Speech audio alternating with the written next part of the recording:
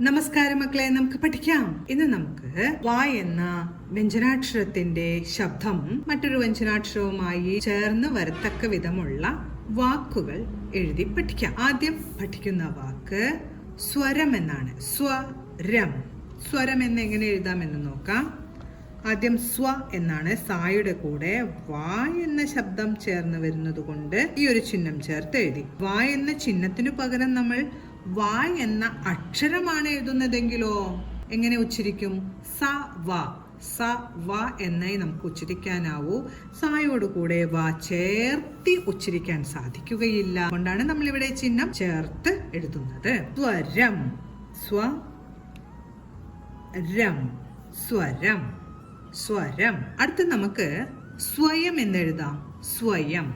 സ്വ സായി എഴുതി വായുടെ ശബ്ദം വരാനായി നമ്മൾ പഠിച്ച ഈ ഒരു ചിഹ്നം ചേർത്തു. സ്വയം. സ്വയം. അടുത്തത് ശ്വാസം എന്നെഴുതാം. ശ്വാസം. ശ്വ എന്നാണ് കേൾക്കുന്നത്. ഷായുടെ കൂടെയാണ് വായുടെ ശബ്ദം ചേർന്ന് വരുന്നത്. ശ്വ എഴുതി. ഇനി കൂടെ ആ എന്ന ശബ്ദം കൂടെയുണ്ട്. ആ എന്ന ഈ ഒരു ചിഹ്നം വരച്ചു. ശ്വാസം. ശ്വാസം. ശ്വാസം. അടുത്ത് നമുക്ക് ക്വീൻ എന്നെഴുതാം. അപ്പോൾ ക്വായാണ് ആദ്യം എഴുതേണ്ടത്. ക വരച്ച് ഈ ഒരു ചിഹ്നം ചേർത്തു. ക്വായായി. ഇനി എന്ത് വേണം? ഈ എന്ന ശബ്ദത്തിനായി ഈ എന്ന് നീട്ടി ഉച്ചരിക്കുന്ന ഈ ഒരു ചിഹ്നം കൂടെ ചേർത്തു. ക്വീൻ. എന്നാണ് എഴുതുന്നത് കേട്ടോ. ഇൻ. ക്വീൻ. ക്വീൻ. അടുത്തത് ശ്വേതം എന്നെഴുതാം.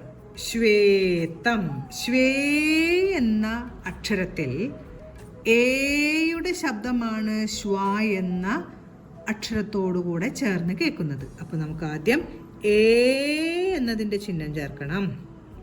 ഇനി ശ്വ വരയ്ക്കാം. ശ്വേതം.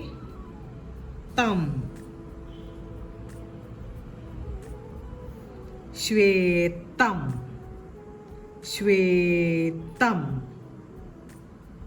ശ്വേതം. അടുത്ത് നമുക്ക് സ്വൈര്യം എന്നെഴുതാം. ഇപ്പോ സ്വൈ എന്ന് ഉച്ചരിക്കുമ്പോൾ ഐ എന്ന സ്വരാക്ഷരത്തിന്റെ ശബ്ദമാണ് സ്വ എന്ന വ്യഞ്ജനാക്ഷരത്തോടു കൂടെ ചേർന്ന് കേൾക്കുന്നത്. അതിനാൽ നമ്മൾ ഐയുടെ ചിഹ്നം ചേർത്ത് സ്വ വരച്ചു. സ്വൈ. സ്വൈര്യം.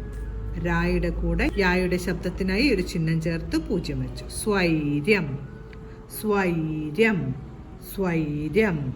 വ എന്ന ശബ്ദം വ്യഞ്ജനാക്ഷരങ്ങളുടെ കൂടെ ചേർന്ന് വരുമ്പോൾ ഉപയോഗിക്കുന്ന ചിഹ്നം വരുന്ന വാക്കുകളാണ് നമ്മൾ ഇന്ന് പഠിച്ചത്.